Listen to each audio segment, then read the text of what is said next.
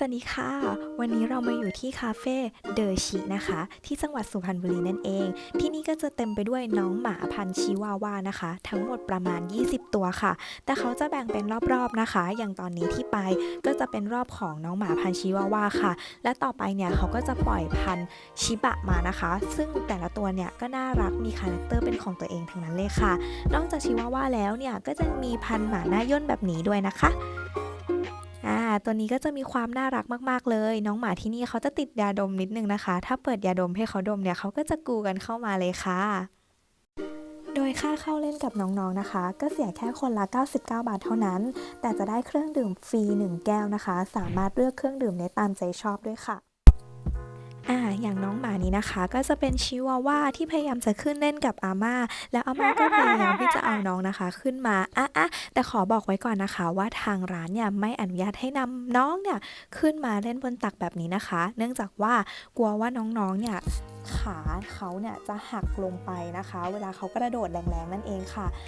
นี่ขอบอกนิดนึงนะคะว่าพันธุ์ตอนแรกที่เราบอกว่านายนเนี่ยนั่นคือพันธุ์เฟรนช์ค่ะ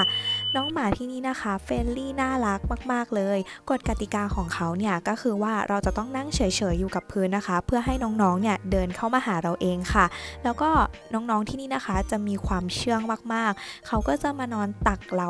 แบบอย่างนี้เลยค่ะน่ารักมากๆเลยนะคะแล้วเราก็จะแบบว่าลูบหัวเขาได้เล่นกับเขาได้ทุกอย่างเลยค่ะถึงเวลาปล่อยเจ้าชิบะออกมาแล้วนะคะรอบนี้จะเป็นคิวของน้องๆชิบะทั้งหลายนั่นเองนะคะเจ้าตัวสีน้ำตาลเมื่อกี้ชื่อว่าชินจังส่วนเจ้าตัวนี้นะคะชื่อว่าวาซาบินั่นเองชิบะนะคะเขาจะมีนิสัยแบบว่าขี้รำคาญนิดนึงแล้วก็ถ้าเราไปโอบเขามากๆเนี่ยเขาก็จะถอยหนีเรานะคะแล้วก็ที่สำคัญเลยเนี่ยห้ามเสียงดังเด็ดขาดน้องชิบะเนี่ยจะไม่ชอบให้เราตบมือเสียงดังเพราะว่าน้องเนี่ยขี้ตกใจนั่นเองค่ะ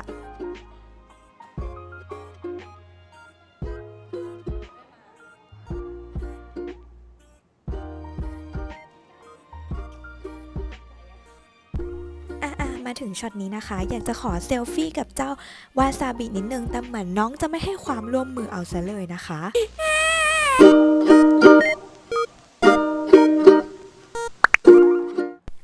สุดท้ายก็ได้รูปมาเท่านี้นะคะแค่นี้ก็ภูมิใจแล้วค่ะปิดท้ายด้วยเจ้าเกียวนะคะที่ยอมให้อาม่าลูบหัวโดยดีเลยค่ะสุดท้ายนะคะอย่าลืมกดไลค์กดแชร์กด Subscribe ช่องวลาชาแนลด้วยนะคะขอบคุณค่ะ